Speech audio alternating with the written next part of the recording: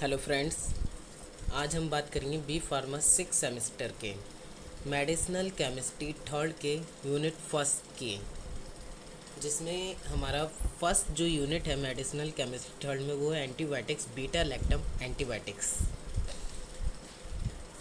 तो एंटीबायोटिक्स के ऊपर आज हम डिस्कस करेंगे, जिसके नोट्स मैं आज आपको प्रोवाइड करा रहा हूँ। ये पूरी फर्स्ट यूनिट के नोट्स हैं, जिसके अंदर आपके 3 चैप्टर्स हैं। वो तीनों चैप्टर्स हैं इसमें। और इसमें आपका एंटीबायोटिक्स है फर्स्ट चैप्टर, वो भी आपको प्रोवाइड करा रहा हूँ। और सेकंड है एंटीबायोटिक्स अमीनो ग्लाइकोसाइड्स, वो भी आपको प्रोवाइड करा रहा हूँ। एंड आपका थर्ड चैप्टर टेट्रासाइक्लिन्स। ये तीनों चैप्टर्स में इंक्लूड हैं यूनिट फर्स्ट। मीन्स कि आपकी जो पूरी यूनिट फर्स्ट है जो आपको प्रोवाइड कराई जा रही है। और इसमें पूरे short language and simple language के नोट्स हैं जो बने हुए। इसमें इम्पॉर्टेंट लिखे हुए हैं। तो अगर आपको कुछ एडिशनल पढ़ना हो उसके लिए बुक्स वगैरह हैं, आप उससे पढ़ सकते हैं। इसमें केवल इम्पॉर्टेंट है। तो हम बात करते हैं यूनिट फर्स्ट की। तो यूनिट फर्स्ट में अभी आपको रीड करना है चैप्टर फर्स्ट में एंटीबायोटिक्स। ये एंटीबायोटिक्स की डेफिनेशन है। मैं स्पेसिफिक मैं एक बार बोल देता हूँ कि मैं यहाँ पे ओनली चैनल्स के माध्यम से जो भी वीडियो आप देख रहे हैं, इसी वीडियो में आपको जो भी स्क्रीनशॉट यहाँ पॉज करके इसे नोट डाउन कर सकते हैं अपनी नोटबुक में।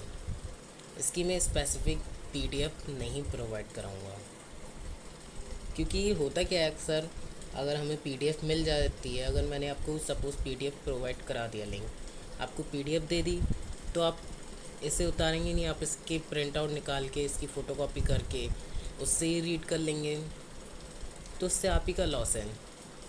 आपको समझ ही नहीं आएगा कुछ कि रीड क्या करना है क्या। अब आप इसे देख के लिखेंगे, आप इसे देखेंगे तो पढ़ेंगे the word antibiotics was drive from the word antibiosis. तो आपने इसे पढ़ा, उसके बाद आपने इसे कॉपी में लिखा, जिससे आप अपने नोट्स बना रहे हैं स्पेसिफिक। तो जब आप इसे पढ़ेंगे और लिखेंगे तो इससे आपके माइंड में भी बैठेगा जी, आपके हाथ को भी याद होगा, आपके माइंड को भी पता रहेगा कि हाँ ये चीज़ मैंने पढ़ी है। और जब आप इसे दोबारा लर्न करेंगे तो ये बड़ी ही आसानी से आपको याद हो जाएगा।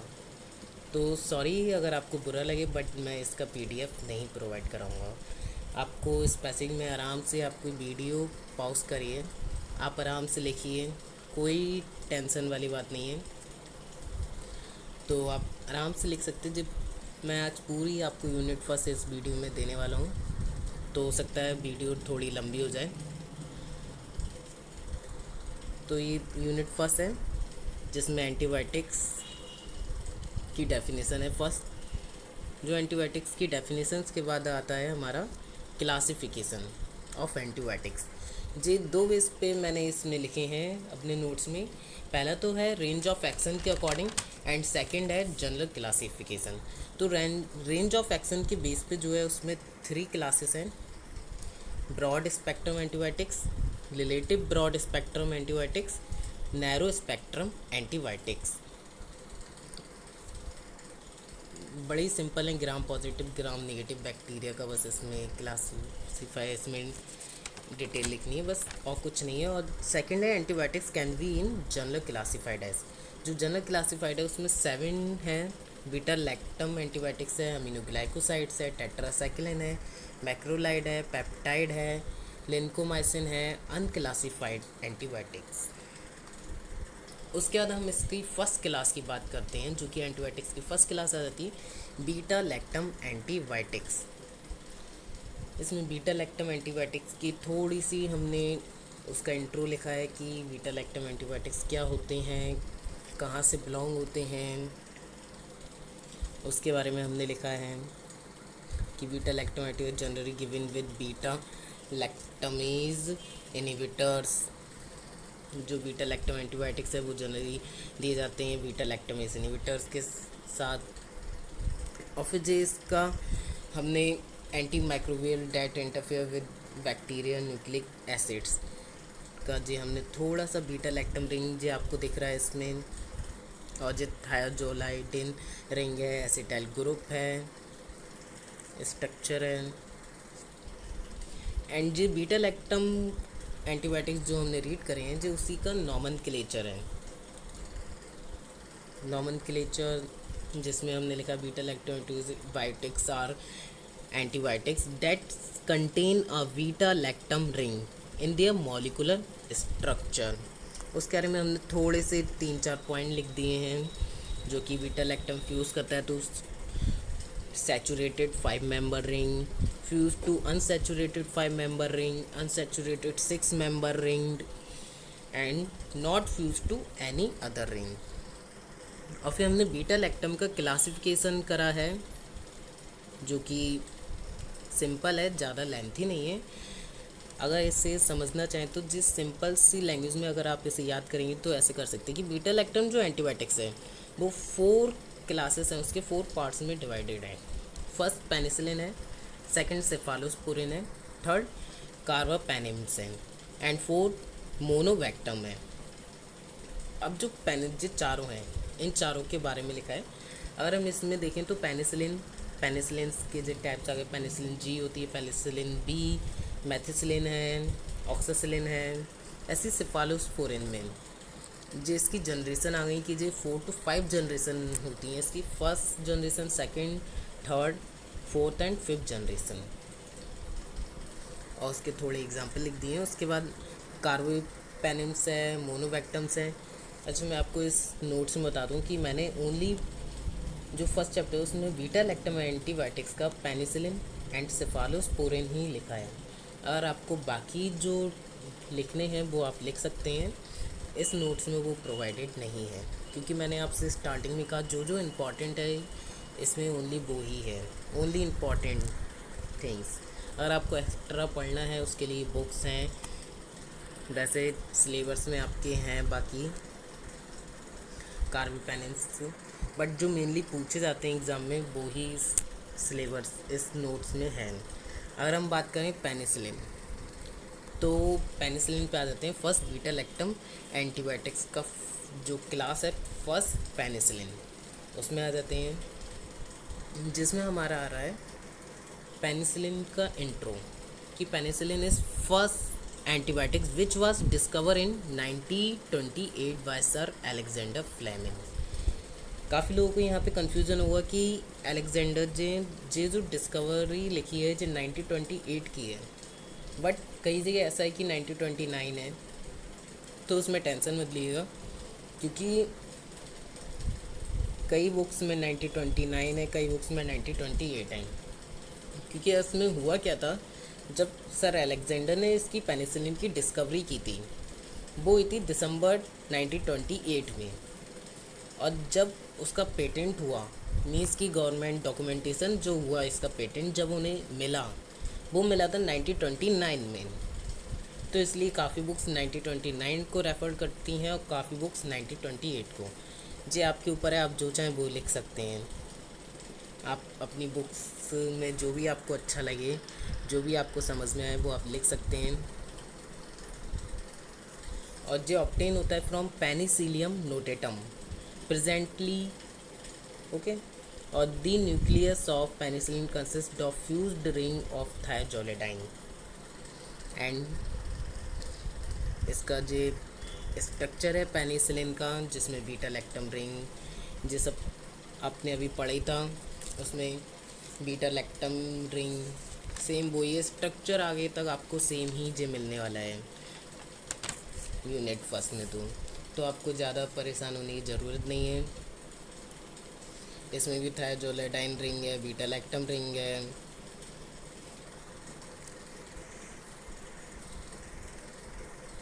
अब बात करते हैं सार ऑफ पेनिसिलिन, जो काफ़ी इंपॉर्टेंट है। सार ऑफ पेनिसिलिन कई बार पूछा जाता है पेनिसिलिन का सार। तो पेनिसिलिन के सार में first, second, third, fourth, fifth, six, 7, इसमें 7 पोजीशंस हैं, 7 मेंबर रिंग है। तो इसमें when the sulphur atom position number 1 पे सल्फ़र है, पोजीशन नंबर 4 है जिसमें नाइट्रोजन है, एंड पोजीशन नंबर जो 4 है इसकी वहाँ पे नाइट्रोजन मस्ट है। मीन्स कि कई चीज़ें ऐसी होती हैं कि वो मस्ट ही होती हैं, उसके बिना एक्टिविटी डिक्रीज़ या होती नहीं है। सेम वैसी ही नाइट्रोजन यहाँ पे मस्ट है। ऐसी पोजीशन नंबर 5 पे नो सब्स्टिट्यूशन अलाउड, कोई भी सब्स्टिट्यूशन अलाउड नहीं है पोजीशन नंबर 5 पे। तो 4 और जो 5 है, यहाँ नाइट्रोजन मस्ट है 4 पे, तो 5 पे कोई भी सब्स्टिट्यूशन अलाउड नहीं है।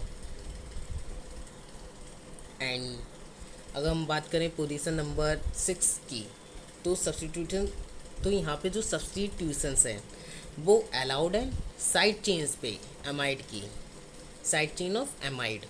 ओके, वो भी काय का इलेक्ट्रॉन विथड्रॉइंग ग्रुप, यानी कि इलेक्ट्रॉन विथड्रॉइंग ग्रुप अलाउड है। ओके, इलेक्ट्रॉन विथड्रॉइंग ग्रुप क्या करता है, इसकी एक्टिविटी को काफ़ी इंक्रीज कर देता है। एंड पोजीशन नंबर 7, ये भी यहाँ पे मस्ट ही है। 4 एंड 7 मस्ट है, 5 पे कोई अलाउड नहीं है सब्स्टिट्यूशन, एंड 4 और 7 मस्ट है। ओके, सार वही सब लिखा है जो अभी डिस्कस करा है, बाकी आप पोजीशन 1 2 3 देख लिए। हाँ, एंड 2 की अगर बात करें तो यहाँ पे मिथाइल ग्रुप लगे हैं, यहाँ पे भी कोई सब्स्टिट्यूशन अलाउड नहीं होता है इस पोजीशन पे। कोई भी चेंजेस अगर हम यहाँ पे करेंगे तो वो इसकी जो एक्टिविटी है पेनिसिलिन की वो उसे लो कर देगा। यहाँ पे मिथाइल ग्रुप नेसेसरी रहते हैं। तो हमारी यहाँ पे 3 पोजीशन, हमारी 4 पोजीशन ऐसी हो गई जो कि मेनली उसमें आपको कुछ लिखना ही नहीं है, मेनली आपको समझ जाना चाहिए कि 7 एंड 4 जो पोजीशन है यहाँ पे कुछ भी अलाउड नहीं है, एंड सेकंड पे भी कुछ भी अलाउड नहीं है, बस मिथाइल ग्रुप जैसा लगा है वो ही अलाउड है। 5 पे तो आपको अलाउड ही नहीं है, यहाँ पे भी 5 पे भी अलाउड नहीं है। 4 मस्ट है, 7 to 5 अलाउड नहीं है, 4 मस्ट है। ये सब इस पे लिखा है। Position number 1, position number 2, position number 3 and position number 4 and position number 5, position number 6 and last position number 7। जो यहाँ पे इसका सार का एंड हो गया। अब बात आती है इसकी केमिकल डिग्रेडेशन की, जो कि केमिकल डिग्रेडेशन जो है इसमें कुछ पॉइंट्स हैं 4-5 जो आपको याद रखने। Nature of penicillin are acid and base unstable, the enzyme are more popularly known as penicillinase or beta lactamase, can open the beta lactam bond. Okay, now next अगर हम बात करें तो केमिकल डिग्रेडेशन है जेन,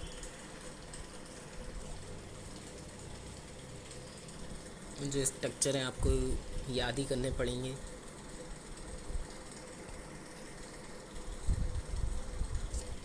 इसके बाद हम बात करते हैं तो इसके बाद आता है नेक्स्ट हमारा बीटा लैक्टमेज एंटीबायोटिक्स का। बीटा लैक्टम एंटीबायोटिक्स का हमारा सेकंड जो था, फर्स्ट पेनिसिलिन हमने डिस्कस कर लिया, सेकंड जो आता है हमारा वो आता है बीटा लैक्टम एंटीबायोटिक्स का। पेनिसिलिन डिस्कस हो चुका है हमारा। सेकंड आता है सिफालोस्पोरिन। सिफालोस्पोरिन में हमारा ज़्यादा कुछ नहीं है, सेम वैसी है जैसे अभी हमने इसका पढ़ा है। तो सिफालोस्पोरिन क्या है, वो सेमी सिंथेटिक एंटीबायोटिक्स है जो ड्राइव होता है सिफालोस्पोरिन सी से, and which is obtain from cephalosporium fungus. यानी ये इसकी डेफिनेशन है, इसका इंट्रो कह सकते हैं, छोटा सा है। जो स्ट्रक्चर है सिफालोस्पोरिन का ये भी सेम है, जहाँ पे बीटा लैक्टम रिंग है, सब कुछ सेम है। बीटा लैक्टम रिंग मैंने आपसे कहा था कि वो एंड तक रहेगा, पूरी यूनिट में मेनली यही रिंग आपको मिलने वाला है। नॉमेनक्लेचर है इसका, नॉमेनक्लेचर हमने बीटा लैक्टम का भी पढ़ा था, पेनिसिलिन का भी पढ़ा, इसका भी पढ़ रहे हैं सिफालोस्पोरिन का। सब में सेम मीन्स की जो हेडिंग्स हैं वो सब सेम ही है, केमिकल डिग्रेडेशन, सार, तो यही सब चीज़ें हमें सबकी पढ़नी है। इसका सार आ गया कि सार क्या है, सार ऑफ सिफालोस्पोरिन। यहाँ पे अगर हम बात करें तो इसके कुछ पॉइंट्स लिखे हैं जो आप देख सकते हैं कि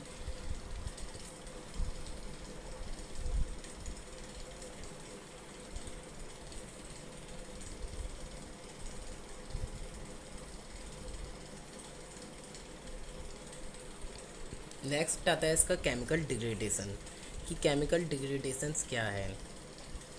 तो ये भी ज़्यादा बड़ा नहीं है, छोटा सा ही है।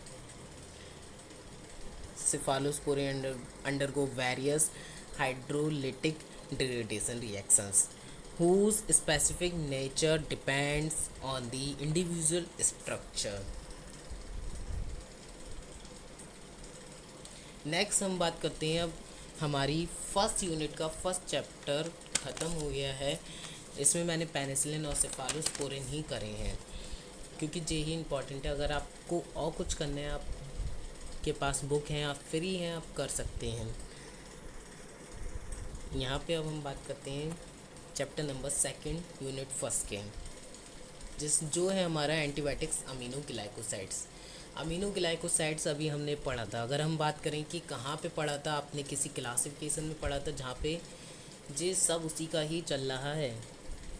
आपको बस ट्रिक वाइज याद रखना पड़ेगा कि ये सब चल क्या रहा है। अभी हमने यूनिट 1 में एंटीबायोटिक्स की डेफिनेशन पढ़ी थी, उसका क्लासिफिकेशन पढ़ा था। जब हमने उसका क्लासिफिकेशन पढ़ा था तो एक जनरल क्लासिफिकेशन मैंने लिखा है, वो इसीलिए लिखा है ताकि आपको ध्यान रहे। उस क्लासिफिकेशन में आप जाइए और देखिए, वहाँ पे लिखा हुआ होगा बीटा लैक्टम एंटीबायोटिक्स, उसके बाद aminoglycoside antibiotics and next tetracycline antibiotics. तो इसमें हमने बीटा लैक्टम एंटीबायोटिक्स पढ़ लिया, जिसमें हमने बीटा लैक्टम एंटीबायोटिक्स का स्पेसिफिक क्लासिफिकेशन आया, जिसमें हमने पेनिसिलिन पढ़ा, सेफालोस्पोरिन पढ़ा। मीन्स हम ये कह सकते हैं कि बीटा लैक्टम एंटीबायोटिक्स में हमने पेनिसिलिन और सेफालोस्पोरिन। अब एंटीबायोटिक्स का सेकंड क्लासिफिकेशन आता है अमीनोग्लाइकोसाइड। अब अमीनोग्लाइकोसाइड हम पढ़ रहे हैं, अमीनोग्लाइकोसाइड क्या है, तो उसी का थोड़ा इंट्रोडक्शन है यहाँ पे, जिसे आप रीड कर सकते हैं। जे अमीनो शुगर लिंक्ड होते हैं as glycoside, okay. They are all mixture of water soluble basic carbohydrates that are closely related chemically. They inhibit the growth of gram positive, gram negative and myobacteria. Except for the gentamicins, all are the product of species of streptomycin. Historical background मतलब इसकी history क्या है aminoglycosides की, तो उसके बारे में बताया कि जो aminoglycoside which were develop in the 1940 the earliest aminoglycoside originated हुआ था जो streptomycin SPP micromonospora SPP and 1944 first member streptomycin was discovered by Waxman and 1949 discovery of neomycin and 1954 discovery of kanamycin। ये मैंने बड़े ही शॉर्ट नोट्स बनाए हैं, तो अगर आपको और भी लिखनी है इसके बारे में आप लिख सकते हैं, बुक्स हैं। एंड नेक्स्ट हम बात करते हैं अमीनोग्लाइकोसाइड्स की क्लासिफिकेशन की। तो इसका classification 2 basis oral route of administration पे है। ओरल कह रहा हूँ मैं, sorry, on the basis of route of administration means कि जो रूट ऑफ एडमिनिस्ट्रेशन है उसके बेसिस पे है। सिस्टमिक है, टॉपिकल है। तो जो सिस्टमिक अमीनोग्लाइकोसाइड्स हैं वो हैं streptomycin, gentamicin, kanamycin, amikacin, tobramycin. And topical जो हैं अमीनोग्लाइकोसाइड वो आ जाते हैं नियोमाइसिन, फ्रामासेटिन। एंड नेक्स्ट नॉमेनक्लेचर की अगर हम बात करें तो नॉमेनक्लेचर इसका हम स्टार्टिंग से पढ़ के आ रहे हैं, वो ही इसमें भी नॉमेनक्लेचर, केमिकल डिग्रेडेशन, सार, वो ही चीज़ें पढ़नी हैं। तो नॉमेनक्लेचर में ज़्यादा नहीं है, थोड़ा सा ही लिखा है, वो आप रीड कर लेगा। And mechanism of actions, aminoglycosides का मैकेनिज्म ऑफ एक्शंस क्या है उसके बारे में हमने डिस्कस करा है कि जे inhibition of protein biosynthesis initiations upon attachment to 30S portion of ribosomes and SAR of aminoglycosides. यहाँ पे हम सार की बात करेंगे अमीनोग्लाइकोसाइड्स की। जो स्ट्रक्चर है सिंपल सा स्ट्रक्चर है, ज़्यादा लेंथी नहीं है। इसमें रिंग बनाई गई हैं जो कि ring first second and third है। जो थर्ड रिंग है वो सेम एज इट इज़ आगे तक चलेगी, जो कि रिंग सेकंड और फर्स्ट की तरह आ रही है। रिंग फर्स्ट में हमने थोड़ा सा लिखा है it flexible towards changes. Ring second ring third की हम बात करते हैं तो ring third functional group are less sensitive to modifications and modification of amino sugar portion. Modifications क्या है एट अमीनो शुगर पोर्शन। उसके बाद इंपॉर्टेंट प्रोडक्ट्स जो इसके प्रोडक्ट्स आते हैं स्ट्रेप्टोमाइसिन, नियोमाइसिन, कैनामाइसिन्स, उसके बारे में हमने पढ़ लेना है, जो कि उसके स्ट्रक्चर, यूजेस एंड एमओए पढ़ना है। ज़्यादा कुछ नहीं पढ़ना है। इधर हम यूजेस ऑफ अमीनोग्लाइकोसाइड्स देख लेते हैं, सिंपल सी हैं, बैक्टीरियल कैराटिटिस एंड कॉर्नियर अल्सरेशन। ज़्यादा कुछ खास नहीं है। उसके बाद स्ट्रेप्टोमाइसिन आ गया जिसका हमें स्ट्रक्चर रीड करना है। ये उसका स्ट्रक्चर है स्ट्रेप्टोमाइसिन का, बड़ा ही सिंपल एंड शॉर्ट स्ट्रक्चर है। उसके बाद एमओए, छोटा सा एमओए, इसका मैकेनिज्म ऑफ एक्शन जो कि स्ट्रेप्टोमाइसिन का है। एंड यूजेस लिखे हैं कुछ दो कि ये स्ट्रेप्टोमाइसिन यूज़ कहाँ पे होता है। Streptomycin is use for treating tuberculosis and in combination with other drugs it is used for treating plague, brucellosis, tularemia and next इसका आ जाता है न्यूमाइसिन। न्यूमाइसिन का स्ट्रक्चर है थोड़ा इस बार हार्ड स्ट्रक्चर है लास्ट सेम से, बट ज़्यादा हार्ड भी नहीं है, आराम से इसमें 4 रिंग है। स्ट्रक्चर थोड़ा गड़बड़ लग रहा हो तो आप उसे नेट से देख सकते हैं। जी नेट का ही स्ट्रक्चर है। आप जैसे डालेंगे नियोमाइसिन स्ट्रक्चर, वहाँ पे आपको सामने ही फ्रंट पे आ जाएंगे आप। एंड इसके यूजेस की बात कर लें तो neomycin is use topically in combination with other anti infectives in superficial eyes infections. It is administered orally in hepatic encephalopathy. And kanamycins की बात करें तो जो कैनामाइसिन्स का स्ट्रक्चर है, उसके बाद इसके यूजेस हैं कुछ कि ये कैनामाइसिन कहाँ पे यूज़ होता है। ये यूज़ होता है treatment of infections caused by E coli. ये शॉर्ट फॉर्म में लिखा है। अब हम बात करते हैं नेक्स्ट चैप्टर मीन्स की यूनिट फर्स्ट का नेक्स्ट, जो कि अभी हमने पढ़ा था कि क्या आने वाला है। यूनिट फर्स्ट के फर्स्ट चैप्टर में हमने एंटीबायोटिक्स का क्लासिफिकेशन रीड करा था।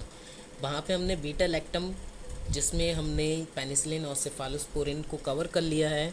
सेकेंड था हमारा अमीनोग्लाइकोसाइड जिसमें हमने कवर कर लिया है। एंड थर्ड है हमारा टेट्रासाइक्लिन्स। टेट्रासाइकिल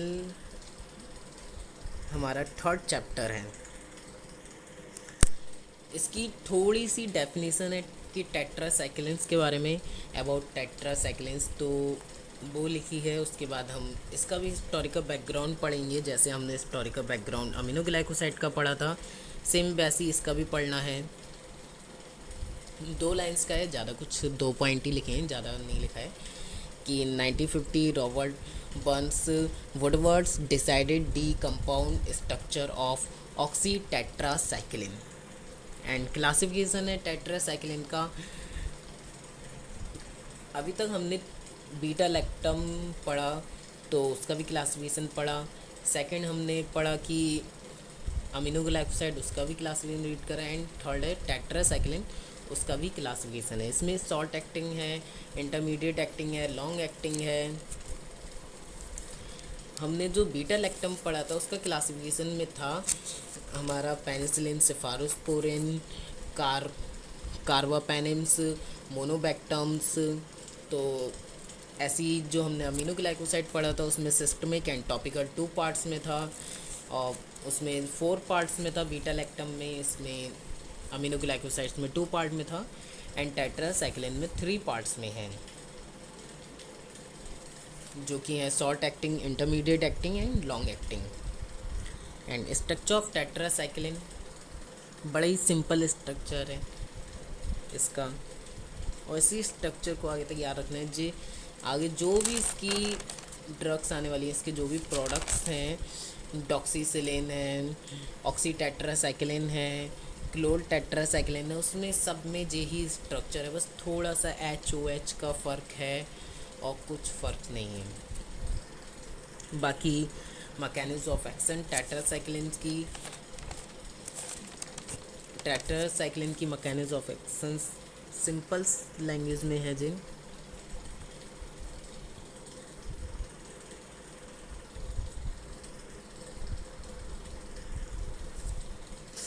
और फिर सारा आ जाता है टेट्रासाइक्लिन का।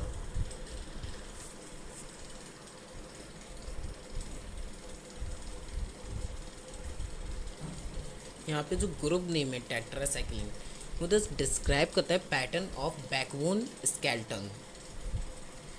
एंड जो टेट्रासाइक्लिन है वो यूज़ होता है पार्ट ऑफ कॉम्बिनेशन थेरेपी की तरह। H. pylori induces gastric duodenal ulcers. Okay, जो टेट्रासाइक्लिन है जो अल्सर्स में यूज़ होता है कॉम्बिनेशन थेरेपी की तरह H. pylori की।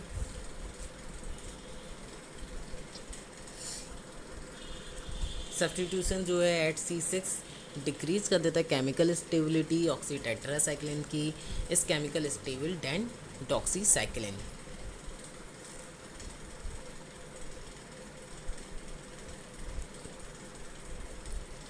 इसमें 6 पॉइंट हैं सार में इसके, और यूजेस हैं इसके कि ये यूज़ होता है फॉर इंटेस्टाइनल एमोएवेसिस, बड़े टफ वर्ड है, एक्टिनोमाइकोसिस। एंड इसके जो इम्पोर्टेंट प्रोडक्ट्स हैं ऑक्सी टेट्रासाइक्लिन है, डॉक्सीसाइक्लिन है, क्लोर टेट्रासाइक्लिन्स। ऑक्सी टेट्रासाइक्लिन का स्ट्रक्चर है टेट्रासाइक्लिन के स्ट्रक्चर की तरह ही है, इसमें ज़्यादा कुछ खास नहीं है, बस थोड़ा से HOH का फ़र्क है कि नाइट्रोजन लगा है, उसमें मिथाइल ग्रुप हैं। ये यूज़ कहाँ पे होता है और इसके एडवर्स इफेक्ट। ऑक्सी टेट्रासाइक्लिन का structure, uses and adverse effect. Same ऐसी सेकंड प्रोडक्ट के इसके बाद आते हैं कि क्लोर टेट्रासाइक्लिन। क्लोर टेट्रासाइक्लिन के यूजेस कि it is use in the manufacturing of medicated animal feeds. Adverse effect, it can cause liver and kidney impairment. And doxycycline में भी structure, uses and adverse effect read करने हैं। एंड जे हमारी unit first जो है वो पूरी कवर अप कंप्लीट हो गई है, जिसमें और कुछ रीड करने को नहीं है। हमारे पास यूनिट फर्स्ट में 3 चैप्टर थे जो कि तीनों के तीनों हमने रीड कर लिए। एंटीबायोटिक्स जिसमें हमने बीटा लैक्टम पढ़ा फर्स्ट चैप्टर में, एंड सेकंड चैप्टर हमारा अमीनोग्लाइकोसाइड्स था, एंड थर्ड टेट्रासाइक्लिन। और जो आपको पूरी यूनिट फर्स्ट के नोट्स हैं, आप सभी से विनती है कि इसे अपने अपने फ्रेंड्स, अपने ग्रुप, अपने बैचमेट, अपने क्लासमेट के साथ इस वीडियो को सेंड करिए, उस फॉरवर्ड करिए, ताकि ये वीडियो ज़्यादा से ज़्यादा लोगों तक पहुँचे और जी unit first medicinal chemistry third के नोट सबको मिल पाए। और सपोर्ट करिए, कीप सपोर्ट, क्योंकि अगर आप सपोर्ट करेंगे मैं मोटिवेट होऊंगा, तो अगली वीडियो भी बनाऊंगा, अगले नोट्स भी आपको प्रोवाइड कराऊंगा। तो प्लीज़ आपसे बस इतनी सी विनती कि सपोर्ट करिए। Okay, thank you. Next video में मिलते हैं नेक्स्ट यूनिट के साथ। बाकी सब्जेक्ट भी हैं तो उसकी भी यूनिट्स आपको सेंड कर दूंगा सेम ऐसी, क्योंकि मैं आपको लिंक नहीं दूंगा, क्योंकि आपको लिंक दूंगा आप उसे प्रिंट कराएंगे, फ़ोटोकॉपी कराएंगे। उससे अच्छा है कि आप इससे ही देख के पॉज करके देखिए, ड्रिल लिखिए, उससे आपको याद भी होगा। Okay, thank you.